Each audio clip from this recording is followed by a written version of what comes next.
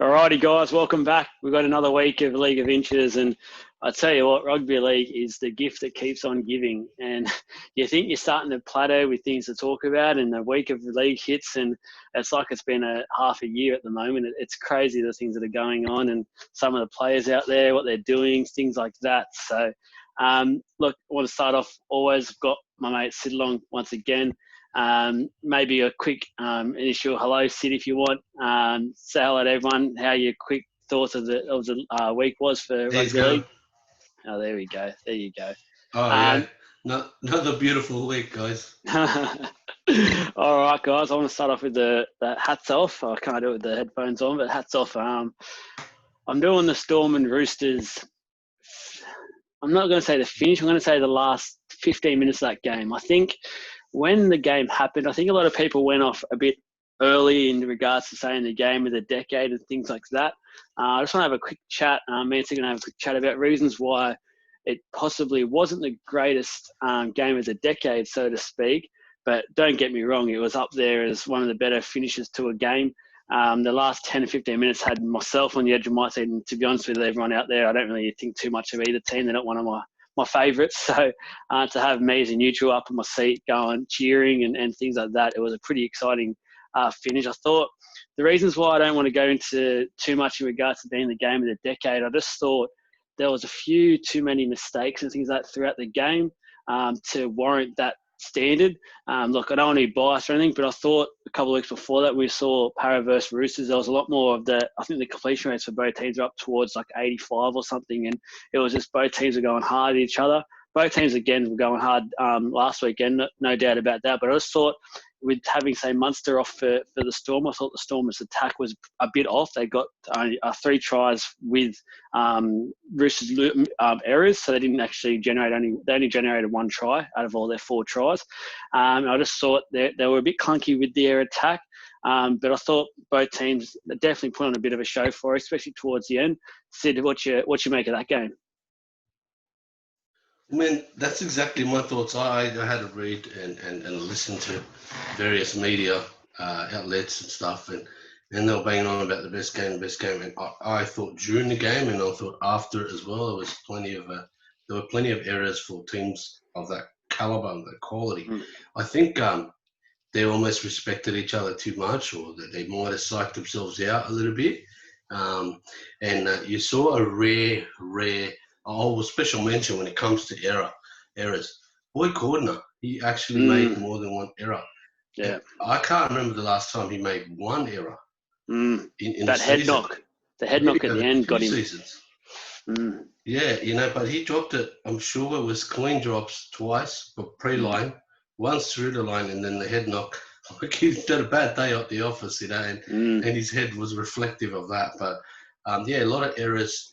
We were waiting for the game to explode. The arm wrestle was gripping, and then the finish was, it was wow. But yeah, it was one of the best finishes, but certainly not one of the best games.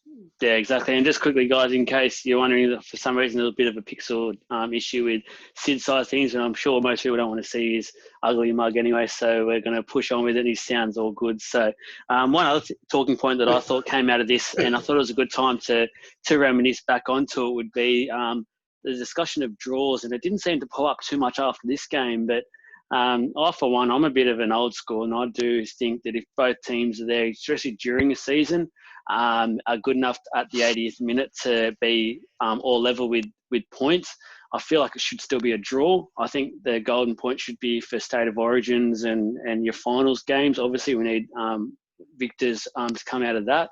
I thought that was a game where the ideal situation coming out at 80 minutes after some freakish field goals and things like that happened, and some penalty goals on the sideline. I actually thought after both teams had done their 80 minutes, a draw was probably warranted. What do you think about that one, Sid? Do you think, are you a traditionalist, or are you liking the golden point ruling? Look, I like the idea of the draw, particularly the way you put it, and I have thought of it in that way before. The game was good enough. It could have ended 2 top teams. You couldn't put a piece of paper between them, and the score reflected that at 80 minutes.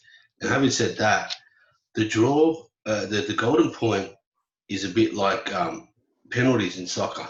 It's Yeah. the best way to win and the worst way to lose. Yeah. In a normal season, normal drawn-out season, the extra game time may play on teams and players. I think as a spectacle, it's good, but I wouldn't argue. I wouldn't be upset if they went back to a normal draw. I'd have no problem with them. The odd 1 point here and there, that might get you in the finals, rather than Yeah. pushing the team all the way to the 88th minute and then getting nothing out of it. Yeah, exactly. I heard an idea as well on the weekend that they go to, with the draws, they go to 1 point for each team after 80 minutes and they continue golden point and give a team 1 point. I personally don't like that. I think that's a no-go just because then it generates a 3-point game and that can actually be quite an issue when you look into the finer details of things. I'm not going to bore people tonight with it, but when you start having games that are worth 3 points instead of everything else being worth 2, you can start to become a bit muddled up with the draw and things like that. So for mine, I don't like that idea. I don't know if Sid, are you a fan of that sort of way to do it, or you want to just stick to either golden point, 2 points, and draw up to them? Look, our game is 120 years old. 3-point game, especially, it just doesn't feel right. It doesn't sit right. There is one scenario where it might create a real problem. So if, say, a team is 7th and 8th, and then the 9th team is breathing down their neck, maybe they have a draw, maybe they get a point each, maybe they put both themselves out of reach, and then the other, the other team gets an extra point. It's just weird. You know what I mean? Yeah. I'm not saying they'll ever do this stuff on purpose, but if it ever happens, questions will be asked. Yeah, exactly. No, it doesn't sit right. Not for me. Yeah. All right, guys. Well, we had good raps about last week in terms of how we structured it, so we're going to keep going with that with the set of 6. But this tonight, because there's so much to talk about, we're going to do a set of 5. So we're going to lose the ball on the 5th tackle, which is the coach killer. But here we go. So for the first one, I want to have a chat about. I looked at the table after this week, and I do this. I live on the NRL website and things like that. I'm a massive fan, and anyone who knows me knows it. And I just look at stats. I look at everything. And one thing that's made me look at things and become very clear is that I feel like it's already down to about a 10-team comp. I'm already willing to write off, and I'll go through them quickly. I'm ready to go right off the Dogs, the Titans, Broncos, Dragons, New Zealand, and the Cowboys. So your bottom 6 basically. Your bottom 6 is Sid. I don't want to get your ideas or thoughts on this. Then you've got 9th is Manly, and I think South at the moment. I know Manly's 10th and South's are 9th. I'm pretty sure. Can you see any team of the ones I've just mentioned doing anything in this competition? Look, let's put it this way. If you want me to answer that, my answers are in our first time I was on, and you asked for some predictions, and I said Broncos are going to struggle. We're going to talk more about that in a moment. That's one of them. The Warriors are going to struggle. That was the obvious one. Titans as well. Bulldogs as well. Dragons, I know full well that they were going to struggle. I think the Tigers, I picked them as my dark horse in that same episode.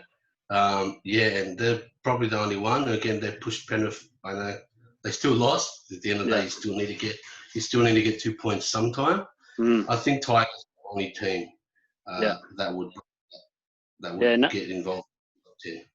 Yeah, no, they're in the 8 at the moment, so they're sitting pretty well. And it was the Titans, not the Tigers. I said, I don't know if that was mother up for you, but I've got the Tigers in there as a smoky still. I think that they're in the 10 teams that can do a little bit of damage. But to push that point even further, I guess, would it be fair to say you're probably your top 5 or 6 teams are a class above the rest at the moment? Yeah, pretty much. We haven't seen. I'll put it this way. I mean, the best games this year have been between those teams. They are impressive, and the table's starting to take shape, and that's why you're seeing this thing. And then you think of Warriors, and you think of one thing. You think of Broncos, and you think of one thing. Then you think of Roosters and Eels and Panthers, and you think all kinds of wows. There's certainly a gap, and yeah. Yeah. Look, number two, we'll go to the second tackle now, and I'm going to give the ball to yourself to do something a bit tricky. And all I mentioned to you is one word: is attitude. I know you've had this on your mind, and I'll let everyone know straight away. I know you will as well. But he actually had this before a certain team had started to produce some pretty woeful efforts. But it's something we wanted to talk about for a little bit now. So Sid, take it away, please, brother. Well, look, okay, so what we're talking about is the Broncos. I know it's a hot topic now, but I was worried about them before it was cool. Okay, I sent you a voice message, a recorded voice message after I think it was the Roosters game. So it was quite early since the resumption, and I said I'm really worried about the Broncos. And it wasn't just that game. We take it back to the start of Anthony Seibold's tenure, way back when, last year, about 5 games in, and they had lost the game. They underwhelming performance, and they lost the game they should have probably won. And then he was pretty scathing on his post-match interview, and he said, questioning the attitude of the players. It's all about attitude. We've got to get our attitude right. And I thought, hang on, it's 5 games into his tenure, 5 games into a 5-year contract, and he's already questioning the attitude of his players. And it's actually a worry, because basically what he's saying is he wants his players to pump and build the other team to get the win up. Now, you can't do that in a 20-round season, let alone a full season with the rep rounds and all that stuff. It's just teams that build other teams, they only produce it occasionally. The good teams are the ones that can win ugly, win those grinding games, have a few blowouts, maybe get into a battle where they beat up the other team, then they start racking up the points. It is a real worry. It reminds me of McGregor in his best years. We were getting wins up, and the Dragons were like getting wins up, and you could see he was surprised about the performance, I guess, but they were overpowering teams. They had this monster forward pack with the speed game. It was the year that they were scrutinising the play the ball area, and it played into their hands. But anyway, so it's just it was a worry, and reflecting back on the Roosters game when I sent you that message, I felt like they had effort. The effort was there. So when you're out of form, you need a pump, right? I'm talking about line speed, trying to win every play the ball, trying to fight for that extra inch when you do a hit up, trying to get between defenders, dive on the loose ball, kill yourself, dive on top of each other to stop a try. So no structure really. It's just all effort to get out. Their effort was there, but I don't know if they're shooting up too quick. The gaps between the defense is huge, and all you need is straight runners, no decoys or anything, straight runners, short balls, and then you'll find one of your runners is in the gap. And Roosters did it to him, the Newcastle did it to him, you guys did it, the Eels did it to him, and it's just a recurring problem. So where to now for the Broncos? That's the big question, and I think before we go into the third bit, just on your attitude, I think what you're saying is 100% true, and I guess it works into a little bit of a point that I'm going to make for the next one, but I'll bring it into this bit, is that when it comes to attitude, as you said, I think people can see that the Broncos are trying. I think most of the players anyway, at least, are giving it their all, and it's not a question of that. And I think it's something that I've picked up on the last little bit, and I've just been thinking, if I was the coach of the Broncos, what would I be doing right now? I said to myself, as soon as they lost that game last week, I actually said it the week before, but I didn't raise it on the video yet, but I thought, you know what I'd do? I'd do something totally different to what I think Seibold's doing at the moment. I think he's overcoaching. I think I'd be going to the players, and people are going to probably listen to this and going, what's this guy talking about? But I would have gone to him and said, have 4 days off, come back on Wednesday, and let's hit it off again. Go away from football, get away from everything you need to do.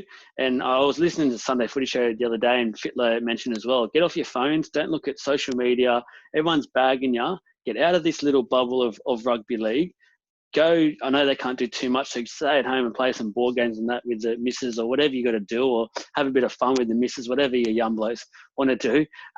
But just get away from things and don't bother about coming into the club at the moment. Let us all just have a couple of days to just have a breath, come back again a little bit fresher in more so the mind than anything, and go from that. Am I off by saying that, Sid, or is that something that sort of makes a little bit of sense to yourself? Well, look, let's put it this way. I mean, the definition of insanity is doing the same thing over and over again and getting expecting a different result. Like St. George extending McGregor. But Yeah. So what you're suggesting, I can't dismiss it. No one can, because it's a good idea. Anything's possible at this point, at this stage. They need to try something different. Whatever they're doing, it's clearly not working. Mr. Attitude's out of ideas, unfortunately. Yeah, well, if people are watching the games on the weekend, Fox always shows the changing rooms before the game, and for some reason, their coaching staff are all together in a huddle at the start of it.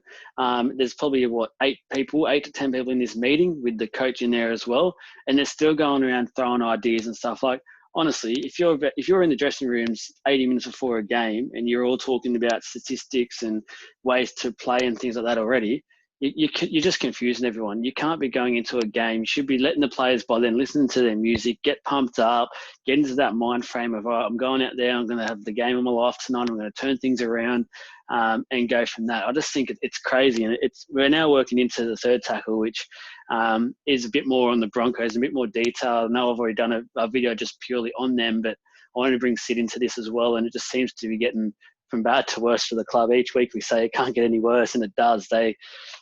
There's no sugarcoating this, and no one's really come out to say it. But they lost to a Warriors outfit which had their captain and the most influential player on there is Roger Tuivasa-Sheck. He's probably one of the form players of the comp every year, and he's in a team that gets beaten up every week, which speaks volumes of him. And they lost Cody Nikorima after about 5 minutes, so mainly their key playmaker and running playmaker, and they still lost to him. Now, to me, that's as low as it gets. That versus a team that during the week was saying that they wanted to go home. They didn't even want to be there anymore. So mentally, the Warriors weren't even there, and they still managed to lose it for them. Now, the good thing about us doing the video now after the team list is we can have a bit of a chat about that as well, is that now Anthony Seibold's way of getting to this team, anyone would think you make some changes and you make some examples of some players that we've seen teams do in the past with other players. I think the Roosters last year at the start, they signed Crichton for massive money. After about 2 weeks, he wasn't performing. So Robinson actually dropped him. He was playing reserve grade for a couple of weeks, and people probably thinking, you've just signed this bloke for $600,000 or something. Why are you dropping him? But that's the example you've got to set. Now, every week, Blind Freddie can see players like Milford and Boyd aren't doing what they're supposed to be doing. Now, your team sheet gets brought out again today after another loss, 6 in a row, and there's no changes. What does that example to the kids that are coming through and things like that? What's your thoughts on that one, Sid? Where do the Broncos go? Well, look, change is as good as a holiday, and like you said, they do need to change something. There are some glaring issues, but what we don't know is what goes on between them. In the dressing room and in the training. Maybe they didn't have a backup plan. Maybe Milford's the only one that knows all the plays. They have pet names and play A and play C and play Kookaburra and play Triple XB, and whatever else. Yeah. Maybe with Darius, it's a strange one. I feel like he's not. There's players that go 1 year too many. Yeah. I like Darius Boyd. I do, because he won a premiership with us, right? I think he's into his second year too long, not 1 year too long, into his second year too. That's just my opinion. I mean, yep. He's a great athlete and an accomplished player, but he's still there, and he seems to be undroppable. So I have to agree with you.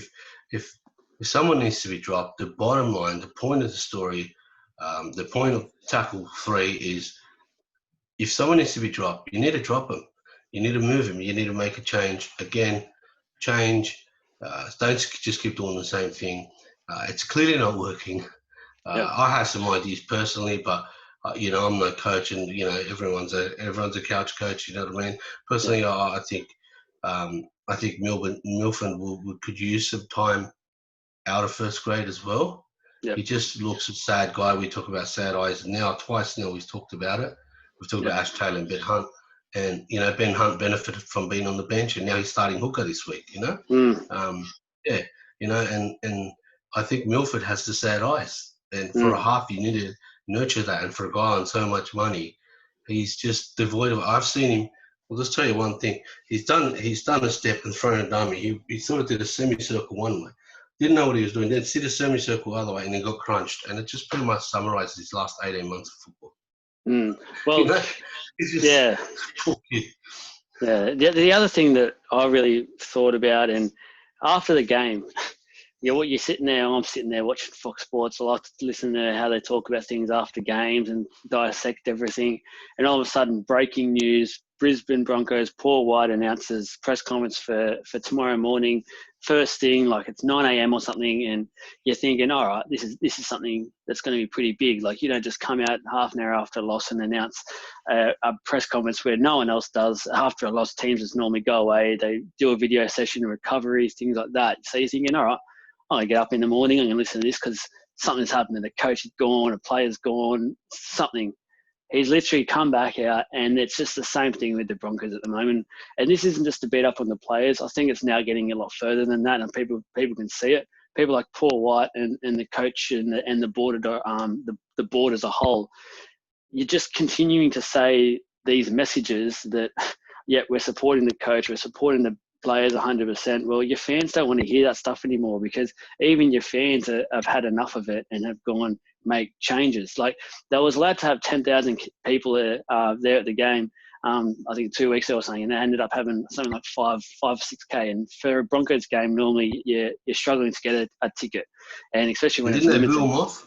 Yeah, and ended up getting booed off. I think it was a half time. So it's crazy to think you announce a press conference and all you say is to literally say, I'm holding this just to say we support the coach. How can you support people when there's 6 losses in there? I start to question now Paul White and the board. Is it time for those sorts of people to go? It's crazy, and clubs we've all had clubs where we've been in this sort of situation in the past, and I know the Dragons have sort of joined us something sort of similar recently, and Para, we've had a couple of wooden spoons in a row for a couple of years ago, so we definitely know how it is. But you've got to make some big changes. It's like, even just one, like if he came out and said, we've gotten rid of, let's say for example, we've gotten rid of Darren Lockyer because he's been part of the recruitment. He goes, we've come to a realisation that some of our recruitment decisions weren't good. We're going to get rid of Lockyer as of now. At least it's something, and it shows your fans and your members and things like that, and your players, well, all right, this club's fair income now. We've got to pull our finger out, and we've got to get into it. I don't see it happening. And look, we could talk for hours on this subject. It's massive at the moment. And look, if there's a loss this weekend, and we'll talk about that a bit down the track, there's going to be another video on the Broncos, and we'll see what happens. But look, play 4, so we can move it along at the moment. First off, I want to have a chat before I go into something that I'm personally fired up about, and I've messaged Sid about this already and said I'm ready to let loose, and I've sort of mentioned on my Facebook this morning, but the finish, and me and Sid have a thing where pretty much every game we message each other throughout and after the game, how are your thoughts and things like that. We're league fanatics, and he was a little bit quiet, and then I messaged him and said, how did you think of that game? And he goes, it was not great. It was, both teams I think were pretty off, and Manly without Turbo struggled with their attack, which you could understand, and Knights were struggling with their attack for some reason, and they should have been going all guns blazing. Really, they had no Tommy and no Dylan Walker, and there was a few injuries and that throughout that game, but that's not the main point. That last play and that penalty, and or was it a penalty? It wasn't a penalty. Now, I'm going to let Sid go first on this one. We're going to have a little bit of a quick debate, couple of minutes debate. He's gone for a penalty, should have been a penalty. I've gone for no penalty. Sid, why would you go for your penalty decision? Okay, I'm going to ruin your answer because you can't argue with what I have to say. I'll go first then. I think you should go first, frankly. Well, look, I've gone against pretty much 95% of the population who have said it's a penalty. I don't think it was, because when you watch that in real time, he's actually gone ahead and pushed him quite simultaneously to when the ball is getting kicked. Now, if you watch a lot of the wingers these days when they're putting the ball down to score, most of the cover defence is pushing that player out to go outside the field of play. And the wingers are that acrobatic nowadays. They can contort their body basically and still put the ball in.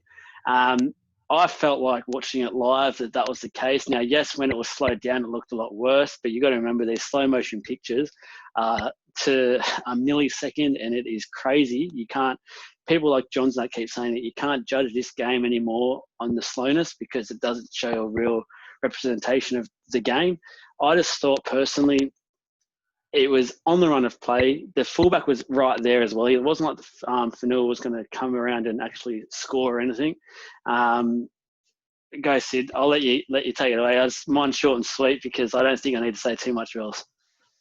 Okay, all right. Fair effort. I'll give you that. Okay. Thank you. So the reason why it's a penalty, okay? The reason why it's a penalty is because he's not going for a tackle.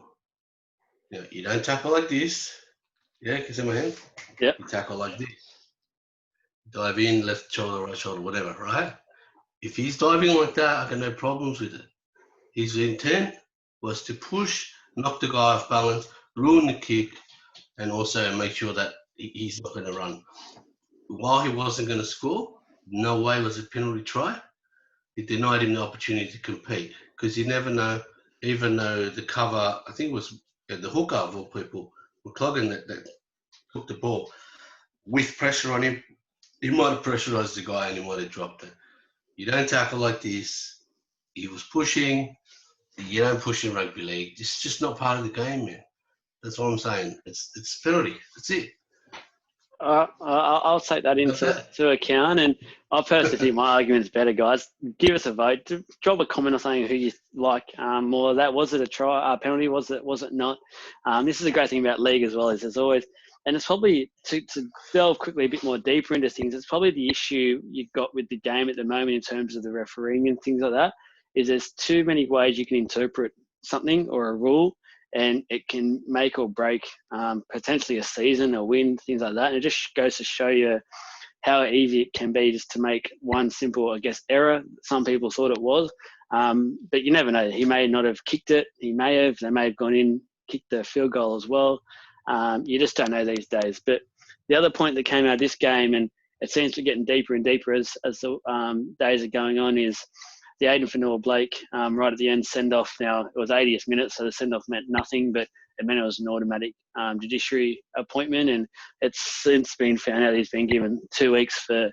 Now, I'm not going to go ahead and say what he's actually said to the referee.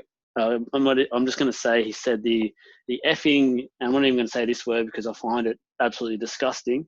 The R word out there, and people who watch the game obviously know what the word is. And now, for mine, the game has gone into a situation here where there's a big thing at the moment with this Black Lives Matter stuff, and I'm not going to go into political things with this either, but I understand why it's out there and I understand the messages behind it, but I think people are starting to miss some of the other key points in terms of life and things like that. Now, what this R word means to a lot of the people out there, it's a very disgusting manner, and it probably affects them just as much as what some of these black people affected by this Black Lives Matter movement. Now, the NRL come out and give this bloke 2 weeks for basically saying this to a referee, for swearing for one, for name calling for two, and in the manner of the way he was doing it, you'd say he was probably threatening the referee as well. Now, I've been involved with grassroots for a few years. I don't do it anymore, but everyone is always told to give the referee nothing but respect. And I'm telling you now, more and more each week, not just players, not just little kids that are 10 years old are starting to have a go at the referees, starting to voice things, but also the parents on the sideline and things like that are starting to get into it and things like that. Now, as the NRL, now players are not identical role models, but they have a certain degree of these kids idolise them, they look up to them, and it's part of their contract, so to speak, to set a good example. The NRL should come out and given this bloke, and I'm not even kidding when I say this, a good 6 to 10 week suspension because it's now come out as well. He's gone ahead and done a second trade in the change rooms once he's in there.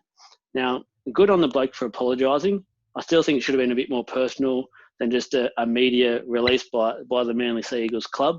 I personally, I'm just pretty much disgusted by what he said, because I think we all know someone with a special disability and things like that. They're no different to any of us. A lot of them are actually probably smarter than us. They've got a better heart than a lot of people out there. What were your thoughts on this one, Sid? Well, look, I heard about the blow-up. I didn't hear it through the sports ears, but I just knew that the referee had sent him off. First of all, I'd say that's the right decision. Secondly, I'll say well done to the ref for not taking it personal and just maintaining his professionalism. I don't think they get enough credit. I will tell you, I'll pause the story for a moment. I played, as you know, for 16 years, 400 odd games. I refed once and never again. It was for a charity thing for my church. And I said, please, I don't want to ref ever again, because I'm used to being in control and knowing what I'm doing, and I had no idea. It's bloody hard. You can't see everything. It's hard. It's a loveless, thankless job.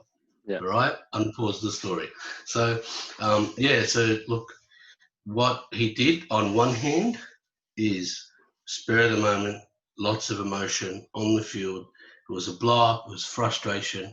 And I'll use Jamie Sowell's words. It was accumulation of repeated opportunities to score, line breaks, repeated sets on the line, and they couldn't score. They should have put that game to bed. That's what Jamie Sowell said on NRL, on the app, on the NRL app.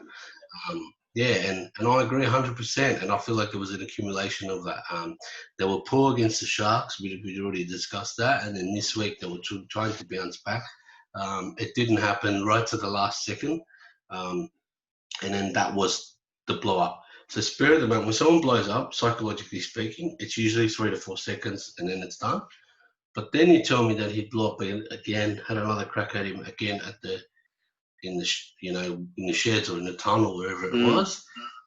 That I'm not so sympathetic about. I'm not so crash hot on. It's not. Look, it's not good footy. I 100% agree with you.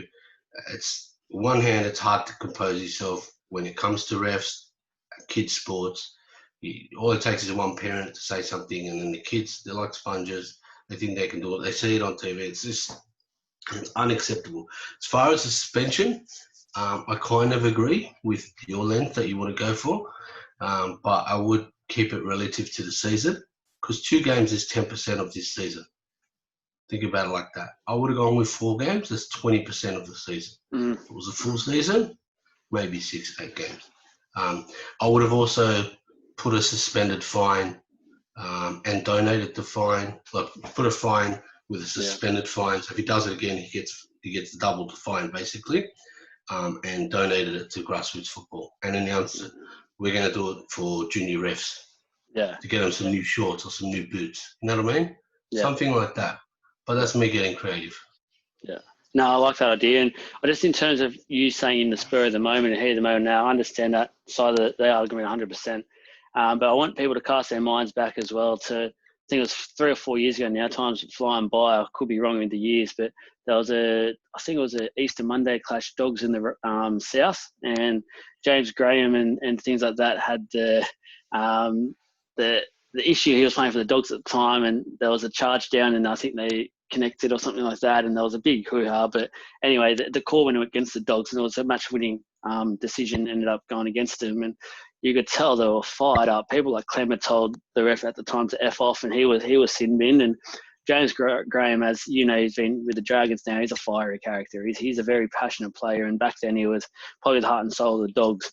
He was a captain as well, and now it's very easy for him to lose his cool. But he was, when I look back, I actually listened to that back after that and to see what he was like. He was actually quite respectful in terms of how heated he actually was. He didn't go into calling the referee names. He didn't do anything like that. He was actually quite respectfully. He didn't even point. He used that part of his finger, so he was making sure he wasn't pointing. But it just goes to show you that certain players and that there's still a length of respect there. And I just think for Addin Fonua Blake, there was just no sign of respect there. It just showed, I know there was some frustrations and Manly quickly slipping down the ladder, which we'll go and talk to in our previews for the games next week. But it just, for mine, I hope the NRL comes back. I think the head, Mr. V'landys, has come out and said he's going to look back into the suspension now, and I think he's looking at increasing it and the fine as well. And I think there's been talk about possibly having Fonua Blake do a bit of time with helping the special needs and things like that, which is obviously some good things. But yeah, that was just a point I wanted to say. Now, the fifth tackle, I don't want to keep harping on some of the negatives in the game at the moment. I want to sort of have a quick chat about the positives. And again, not a biased one here. I hope people don't see it that way, but I just wanted to talk quickly about Parramatta. I just thought, watching that game on the weekend, I said in the lead up to it that it was a danger game for us. Now, I want to have a big hats off again, I guess, to Gutho. He was very close to getting it. I just thought that the king is the way he stepped up. Now, Moses was gone, and he had the chance, or we had the chance, I guess, to really let a couple of games slip since Moses has been injured. And I've got to applaud Brad Arthur. Now, a couple of years ago when we were getting our wooden spoons, there was a lot of fans out there, and I remember at the time having some arguments with a few of the fans who wanted Brad Arthur gone. They said he wasn't for Parramatta, he's wrecked the place, and I said to him, mate, there's not one more person out there that's more Parramatta than this bloke. He's always around the juniors. He's always doing this and that. His game plan since Moses has come back, has been out injured, has been nothing but sensational. It's very much hard running, use our advantage still, which is around the hooker. And it's not just Reid Marnie. He's telling Gutho to get in because Gutho's good at that little scoots.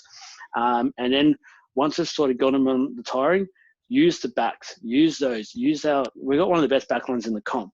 Why not give him the ball, give him some early ball, and get teams basically going backwards. Now, see what you think of the game. What you think of Parramatta, and is there reason to believe now in Parramatta Street and Church Street, so to speak? Is there times to get a bit confident? Yeah, book your tickets, mate. Book the tickets, eh? Yeah, well, look. I messaged you on the night as well. I actually last week I told you watch out for Jai Field. And he's good. His style's very similar to Moses. He's just not as strong, so you literally have to lay a hand on him when he goes down. But he's got a very similar running style, and also he has this unique ability where he can run almost diagonally, very quick, increase in speed while he's running diagonally. Very confusing for backtracking defenders because they want to stay square in front of him to get a shot at him. If he gets between them, Moses is strong enough. He's got a little fend on him now as well. He can go through. Jai Fields at this stage is not strong enough, but made a few heartbreaks, scored a try. He got nailed a few times, kept getting up as well. Special mention. I just wanted to mention that because I told you to watch out for him. I knew you'd be happy.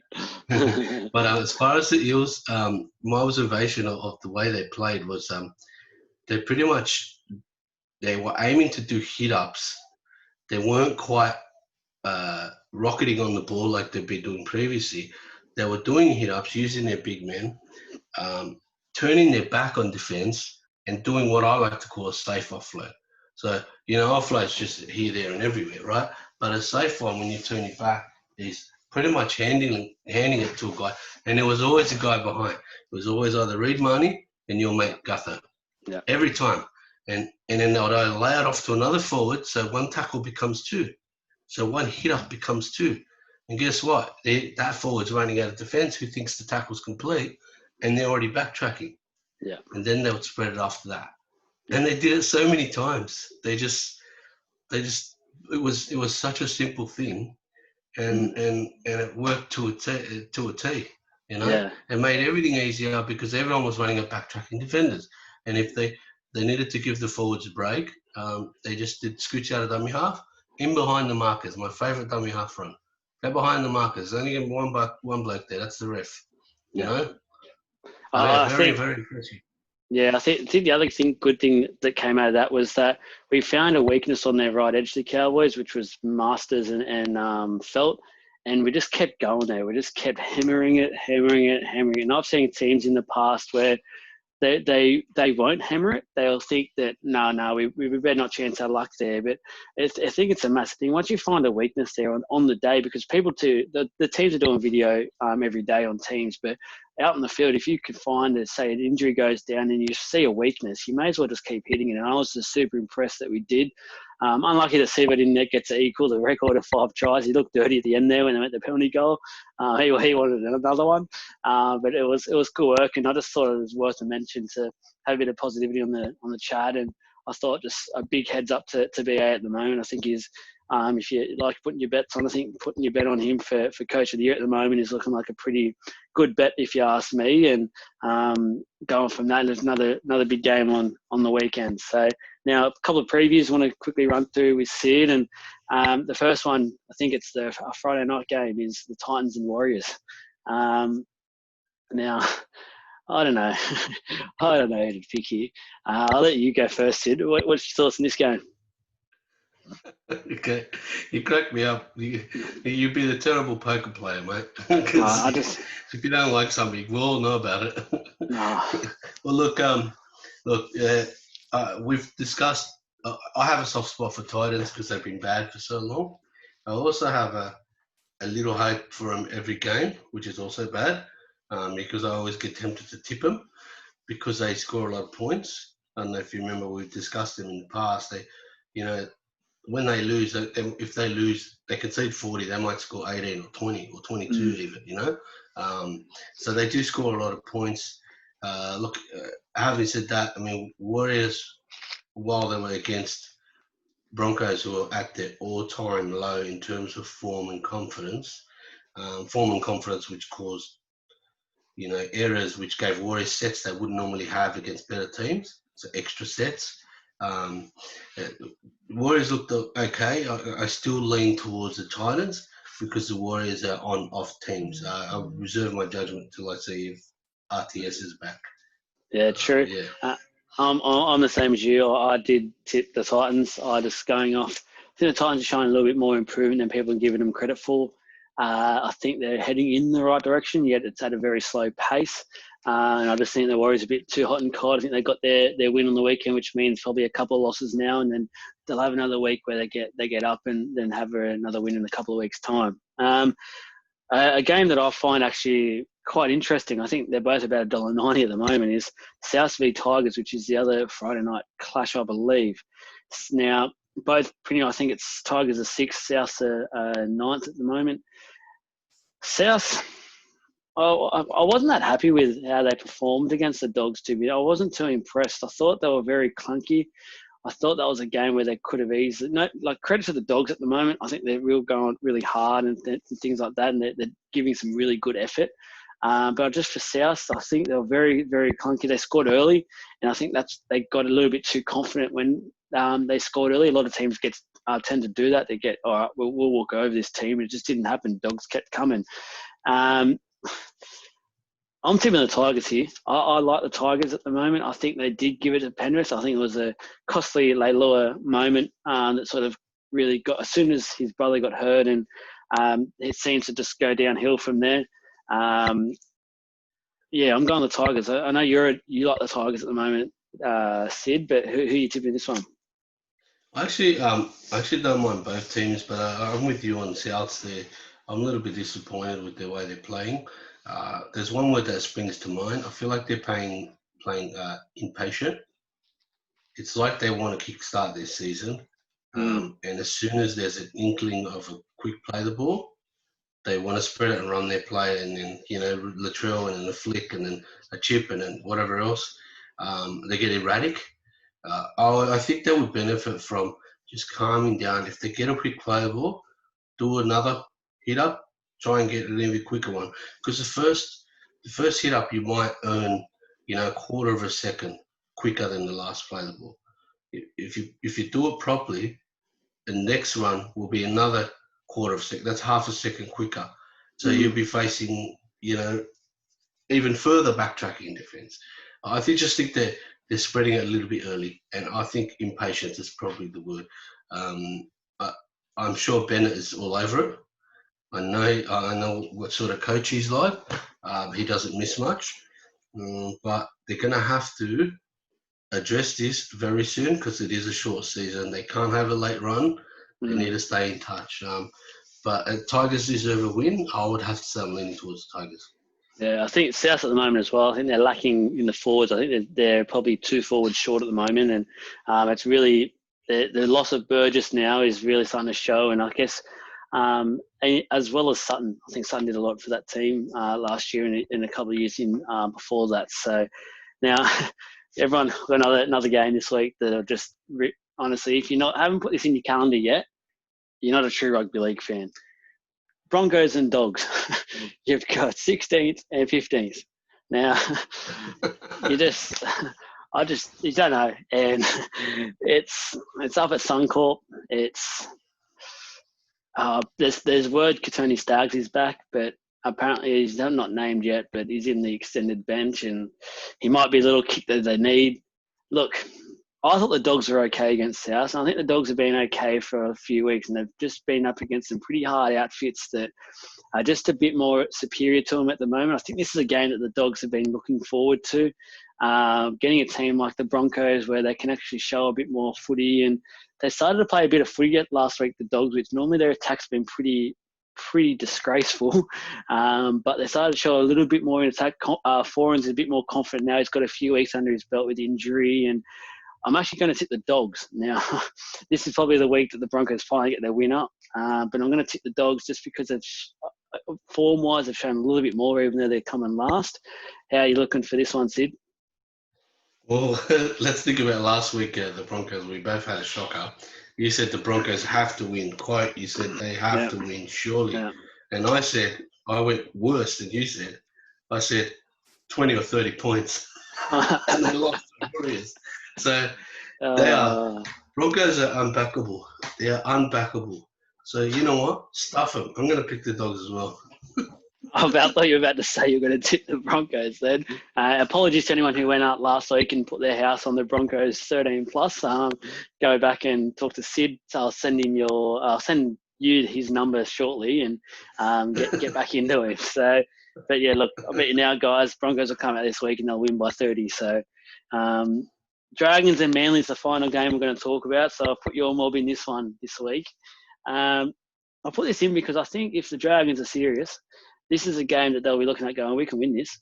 Now, I don't know what the history is like. I don't know if Manly's your bogey team or something. I haven't looked really too much into it. I just thought with Trbojevic out, now Fonua Blake's out, Walker's out. You've got a couple of key personnel there out for Manly. I think there's a couple others that are touch and go with a few injuries from the weekend. And if Dragons want to make some sort of late-ish run at the moment, it's only late because they're still over half the comp to go. I think they need to win this and put a statement on. Any confidence coming from the Dragons, me and yourself, or are you a bit worried about this one, Sid? Look, there was a positive change in my opinion. I mentioned it earlier, Ben Hunt to hooker. I found that even my old man, who's limited English, said as soon as Hunt got on, we just got faster. He's now starting hooker. We'll get faster around the rucks and get those big boys rolling. And the fact that it's back at Cogra's handy. I know there's a few. I think they could do 5,000 or 6,500 or something like that. There'll be a little bit of a crowd. So by the way, we have 4 home games in a row. So Cogra. Yeah, so if you're talking about mini run, now there's no time better than now. You know, and there are a couple of games that they can win theoretically. I'm sure McGregor will find a way to disagree and lose all of them. But look, I'm mildly confident. Very hard to tip against them. But Manly, while they're so well coached, they're well drilled, they've got quality. I still think DC is the best halfback in the comp. They're just having a rough patch. I think we can do them. I'm just worried that they might get a few 50-50s conveniently to square up for last week's issue, publicised non-call for them. I don't know. It's a tough call. Can I pick draw? He almost paid that. That one almost paid off last week. But I think in terms of Manly as well, it's a danger game for them because a lot of people had rated them as a top 4 team. Now, I always said in the lead-up, I think in our first video, we said injury is going to play a big part in this season. I think that's what has happened here. And for the Dragons, we mentioned last week about McInnes, and when he does go to lock, it makes him a little bit smaller. But I think this week is actually a perfect week to do it because Manly have someone like Jake Trbojevic as their lock, and he's not, I guess, the biggest forward out there. He's actually probably decently the same sort of size as McInnes, so it's actually a good week to put him in at lock and see what can happen and get him quick with the leg speed. And also, I know people asked about Supercoach, but I just put McInnes into my Supercoach, so I hope he scores well on the weekend. But I think, yeah, I haven't said who I'm going to tip here yet. I'm going to... I'm sorry, but McGregor... I think Manly's going to come out with a statement. This weekend. I think Cherry Evans tried to lift them. I'm going to tip Manly. I mean, sorry, Sid, but I think Manly. That's all right. Now, any last words, Sid? What do you got? What do you got for the viewers this week? Look, I know you only wanted to do 5 tackles. It was just a side note. I was a little bit disappointed in is the Joey Leilua thing. I thought he was left out there when he shouldn't have been. Michael Maguire, I love him as a coach. He's a premiership winner. He's a good coach. I've actually met him, shook his hand. He's a good bloke. Doesn't mind a beer. He'll talk to anyone. But I think he dropped the ball on this one, man. I really do. He should have pulled Leilua off, and as a result, we wouldn't have seen that ugly, unnecessary clothesline and then the suspension. So that's on the coach. Maybe a duty of care should have been exercised at that time. But yeah, so... It wasn't a dirty tackle either. That's the thing. It wasn't... His brother didn't get injured by a dirty tackle. He was falling and Coruscant has clipped him, I think, with his leg in the end. And Leilua was a loose cannon for a long time. And I think Ricky Stewart finally got him to a point where he could control him as such. He's now come out of that. Now, look, Maguire's just as serious as Ricky Stewart, but the problem you'll have with him now with his brother is that it's sort of brought back a couple of those demons for him. And it's going to be a big job at the moment. I know Maguire said in his press conference he's going to have a chat to him, and I think that's why Ricky Stewart got rid of him last year, because he goes, you know what, I've got him to the point where he's got us to a grand final. I can't do it anymore. Now, good luck to Maguire. I hope he can bring the best out in him, because he is a good footy player when he's on. He used to be touted as an Origin player about 3-4 years ago. He was actually quite good when it was him and Rapana together, but it's a tough one because, and I think you mentioned to me in a recording, is when you do mix family with it, and that's why when things like the Morris brothers doing so well at the moment, they are so good, because they seem to take that love outside of footy, obviously being brothers, they put that to one side when it's at 80 minutes. We've seen the Morris brothers in times where Origin, where one of them, like Josh Morris was on one leg and Brett's carried on, didn't flinch. Leilua, if they want to play together as a same team and as brothers, they've got to learn to put that away from everything. Now, it does get hard, and you did mention it, that it is a hard thing to do, and it's a fine line. But to be a professional footy player, you've got to say for that 80 minutes, unless it's someone doing a deliberate, say, king hit or something on your brother, then you can understand it. But for those things where it would have been on the big screen and you can see that there was an accident, it wasn't probably the best play to do, and it ended up costing his team 2 points, where they were probably the better team for probably a good 60 minutes of that game, I thought. Yeah, I agree.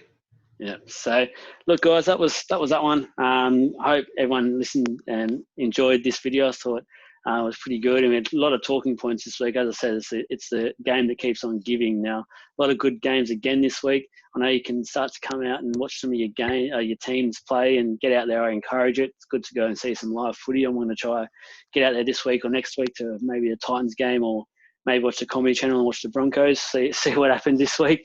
But once again, Sid, thanks for being on and keeping it going, and we'll continue to chat throughout the games, as I'm sure we will. And I've had a chat, just quickly, people, I've just had a chat today to one of my Broncos mates, and he said he wouldn't mind coming on to have a quick interview about the Broncos. We'll see how they go this week, and from a fan's point of view, just about how they're actually going, and perhaps people can understand why there's such a talking point. So, but anyway, guys, enjoy. Good luck to your teams on the weekend. I am a nervous Parramatta fan coming up against the Knights, our bogey side, and looks like the Dragons have a pretty good game this weekend as well. So enjoy, guys, and thanks again. Yeah.